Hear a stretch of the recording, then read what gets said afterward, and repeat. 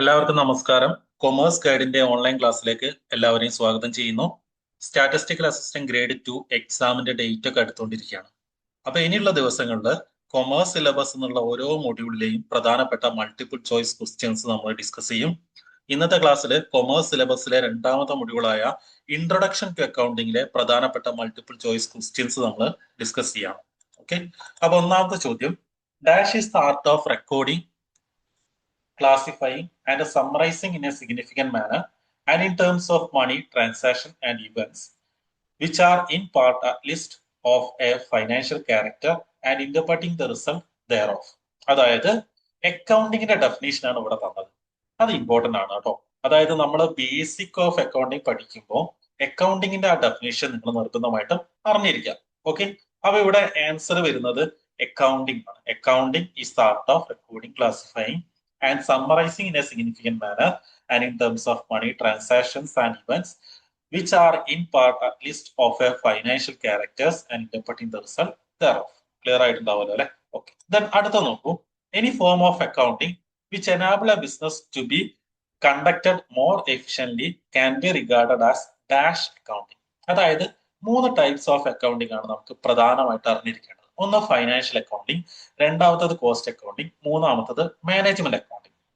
അപ്പൊ ഇവിടെ ഓപ്ഷൻ തന്നത് option A financial, option B management, option C cost, option D ആണ്. ഓക്കെ, അപ്പൊ ഇവിടെ മാനേജ്മെന്റ് അക്കൗണ്ടിങ്ങിന്റെ ഒരു ഡെഫിനേഷൻ ആണ് ഇവിടെ തന്നിട്ടുള്ളത്.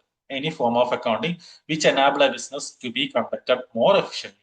അതായത് ഒരു ബിസിനസ് മോർ എഫിഷ്യൻലി ആയിട്ട് കണ്ടക്ട് ചെയ്യാൻ എനാബിൾ ചെയ്യുന്ന അക്കൗണ്ടിങ് ഏതാന്ന് വെച്ചാൽ അത് മാനേജ്മെന്റ് അക്കൗണ്ടിങ് ആണ് കേട്ടോ. ഓക്കെ, അപ്പൊ അതൊന്ന് ഓർത്തിരിക്കാം. ദെൻ കോസ്റ്റ് അക്കൗണ്ടിങ് എന്താണ്? അതായത് ഒരു ഓർഗനൈസേഷന്റെ അല്ലെങ്കിൽ ഒരു മാനുഫാക്ചറിങ് ഓർഗനൈസേഷന്റെ പ്രൊഡക്റ്റിന്റെ കോസ്റ്റ് ഡിറ്റർമിൻ ചെയ്യുന്നതായിട്ട് ബന്ധപ്പെട്ട അക്കൗണ്ടിങ് ആണ് കോസ്റ്റ് അക്കൗണ്ടിങ്. അപ്പൊ എന്താണ് ഫൈനാൻഷ്യൽ അക്കൗണ്ടിങ്? ഒരു ഓർഗനൈസേഷന്റെ ഫൈനാൻഷ്യൽ ആയിട്ടുള്ള റിസൾട്ട് കാണിക്കുന്ന അക്കൗണ്ടിങ് ആണ് ഫൈനാൻഷ്യൽ അക്കൗണ്ടിങ്. അപ്പൊ അതൊന്നും അറിഞ്ഞിരിക്കണേ. ഇനി അടുത്ത നോക്കൂ. Inflation accounting is also called dash. അതായത് ഇൻഫ്ലേഷൻ അക്കൗണ്ടിങ്ങിനെ റീപ്ലേസ്മെന്റ് അക്കൗണ്ടിങ് എന്നും പറയാറുണ്ട് കേട്ടോ. അപ്പൊ അതൊന്നും ഓർത്തിരിക്കുക, എക്സാമിന് ചോദിക്കാൻ ചാൻസ് ഉള്ള ഒരു ക്വസ്റ്റ്യൻ ആണ്. ഓക്കെ, അടുത്ത നോക്കൂ. A process of accounting that recognizes the impact of transactions on the financial statements in the time period when revenue or expenses occurs instead when cash is received or disbursed is called dash basis. അതായത് നമ്മൾ രണ്ട് basis of അക്കൗണ്ടിങ്ങിനെ കുറിച്ച് പഠിക്കുന്നത്. ഒന്ന് ആക്യുറൽ base ആണ്, മറ്റൊന്ന് cash base ആണ്. അപ്പൊ ആക്യുറൽ ബേസ് പ്രകാരം ഒരു ഓർഗനൈസേഷനിൽ എന്തെങ്കിലും ഫൈനാൻഷ്യൽ ആയിട്ടുള്ള ട്രാൻസാക്ഷൻസ് നടന്നു കഴിഞ്ഞാൽ അതപ്പം റെക്കഗ്നൈസ് ചെയ്ത് സ്റ്റേറ്റ്മെന്റ് കാണിക്കും. അപ്പൊ അവിടെ ക്യാഷ് റിസീവ് ചെയ്തിട്ടുണ്ടോ അല്ലെങ്കിൽ ക്യാഷ് പേ ചെയ്തിട്ടുണ്ടോ എന്നുള്ളതിന് ഇമ്പോർട്ടൻസ് ഇല്ല. ട്രാൻസാക്ഷൻ അവിടെ നടന്നിട്ടുണ്ടോ എന്നതിനാണ് ഇമ്പോർട്ടൻസ്. ഒരു എക്സാമ്പിൾ ആയിട്ട് പറയാണ്, എന്റെ കമ്പനിയിലെ കുറച്ച് ഗുഡ്സ് ഞാൻ ക്രെഡിറ്റിന് മറ്റൊരാൾക്ക് വിറ്റു. ഓക്കെ, അപ്പൊ അവിടെ ക്യാഷ് റിസീവ് ചെയ്തിട്ടില്ല, ക്രെഡിറ്റിനാണ് കൊടുത്തത്, കടമായിട്ടാണ് കൊടുത്തത്. പക്ഷെ അത് അക്കൗണ്ട്സിൽ നമ്മൾ കാണിക്കും അല്ലെ? അത് എന്തുകൊണ്ടാണ്? അത് ആക്യുറൽ ബേസിസ് ഓഫ് അക്കൗണ്ടിങ് ആയതുകൊണ്ടാണ്. ഓക്കെ, അപ്പൊ അവിടെ ആൻസർ വരുന്നത് ഓപ്ഷൻ എ ആണ് കേട്ടോ. ഇമ്പോർട്ടന്റ് ആയിട്ടുള്ള ക്വസ്റ്റൻ ആണ്. ഇനി അത് കൂടുതലായിട്ട് ക്ലിയർ ആവാൻ വേണ്ടിയിട്ട് അഞ്ചാമത്തെ ചോദ്യം നോക്കൂ.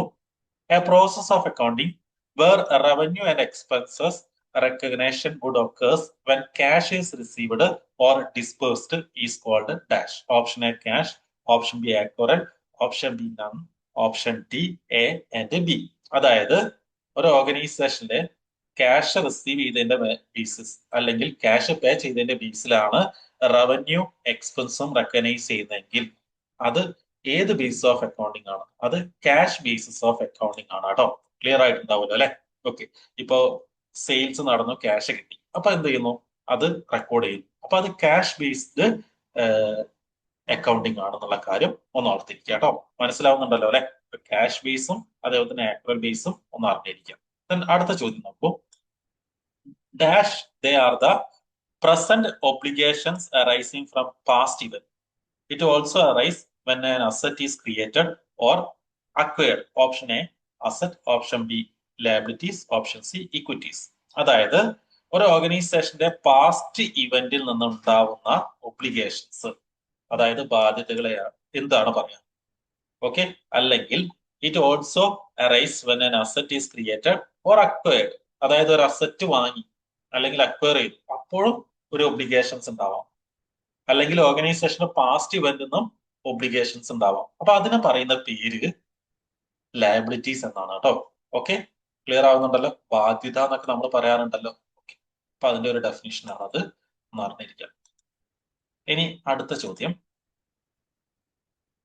Dash concept implies that each transactions and event must be expressible in monetary terms.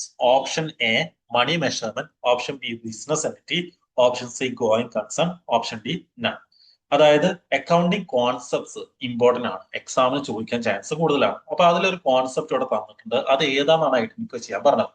അതായത് ഒരു ഓർഗനൈസേഷൻ നടക്കുന്ന ട്രാൻസാക്ഷൻസും ഇവന്റ്സും മോണിറ്ററി ടേമിൽ എക്സ്പ്രസ് ചെയ്യണം എന്ന് പറയുന്ന കോൺസെപ്റ്റ് ഏതാണെന്നാണ് ചോദിച്ചത്. അത് മണി മെഷർമെന്റ് കോൺസെപ്റ്റ് ആണ് കേട്ടോ.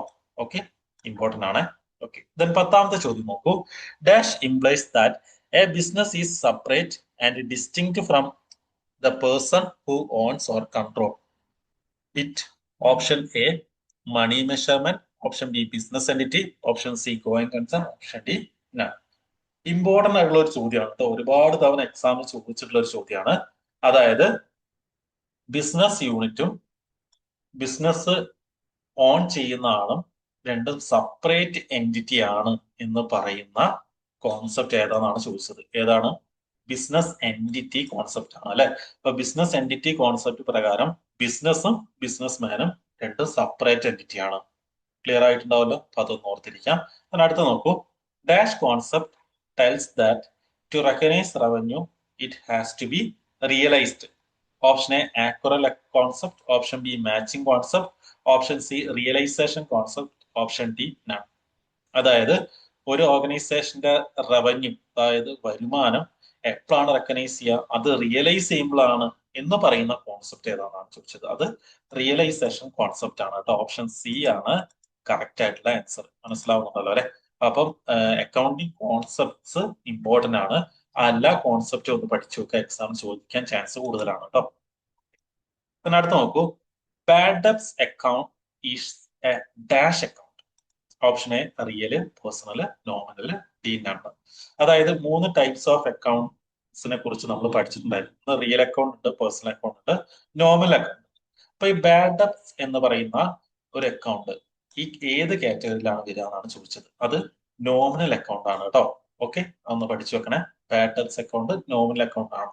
ക്ലിയർ ആവുന്നുണ്ടല്ലോ അല്ലെ? ഇപ്പൊ റിയൽ അക്കൗണ്ട് വരുന്നത് അസറ്റ് ആൻഡ് ലയബിലിറ്റീസ് ആണ്. പേഴ്സണൽ അക്കൗണ്ട്സിൽ വരുന്നത് ഈ ഡെപ്റ്റേഴ്സും ക്രെഡിറ്റേഴ്സും ഒക്കെയാണ്. ഓക്കെ, അതൊന്ന് ഓർത്തിരിക്കുക. അപ്പൊ നോമിനൽ അക്കൗണ്ട് പ്രധാനമായിട്ട് ഇൻകം എക്സ്പെൻസ് ആണ് വരിക. പിന്നെ അടുത്ത് നോക്കൂ. The dash accounting system provide A system of cheque and balances. Option A, single entry. Option B, financial entry. Option C, double entry. Option D, triple entry.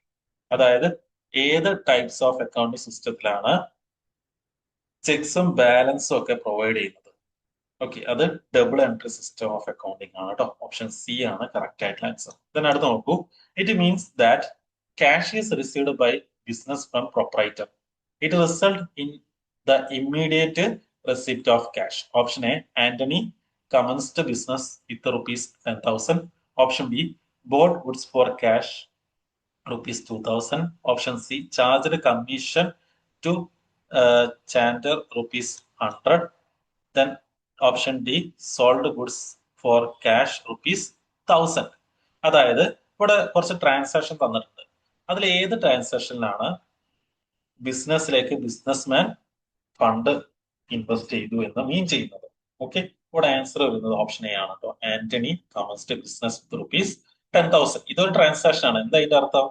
Antony എന്ന് പറയുന്ന ഒരാള് ബിസിനസ്സിലേക്ക് സ്റ്റാർട്ട് ചെയ്തു അല്ലെ, ബിസിനസ്സിലേക്ക് 10,000 രൂപ ക്യാപിറ്റലായിട്ട് ഇൻവെസ്റ്റ് ചെയ്തു എന്നാണ് അതിന്റെ അർത്ഥം. ക്ലിയർ ആവുന്നുണ്ടല്ലോ? അപ്പൊ ബിസിനസ്സിന് 10,000 rupees റിസീവ് ചെയ്തു ഫ്രം ദ പ്രൊപ്പറൈറ്റർ. ക്ലിയർ ആവുന്നുണ്ടല്ലോ അല്ലെ? ഓപ്ഷൻ എ ആണ് കറക്റ്റ് ആയിട്ടുള്ള ആൻസർ. ദെൻ അടുത്ത ക്വസ്റ്റ്യൻ നോക്കൂ. Which of the following account is prepared to find out cost of production? Option A, manufacturing account. Option B, trading account. Option C, profit and loss account. Option D, balance sheet. അതായത് ഒരു ഓർഗനൈസേഷന്റെ cost of production identify ചെയ്യാൻ വേണ്ടിയിട്ട് prepare ചെയ്യുന്ന account ഏതാണെന്നാണ് ചോദിച്ചത്. അതേതാണ്? Manufacturing account ആണ് കേട്ടോ. ഓക്കെ, പിന്നെ അടുത്ത നോക്കൂ. Sale proceeds of a fixed asset are option A capital profit, option B revenue profit, option C capital receipt, option D revenue receipt. അതായത് ഒരു ഓർഗനൈസേഷനുള്ള ഒരു ഫിക്സഡ് അസറ്റ് വിറ്റു, അപ്പൊ അതിന്ന് കിട്ടിയിട്ടുള്ള എമൗണ്ട് ഏതിന്റെ കീഴിലാണ് വരിക?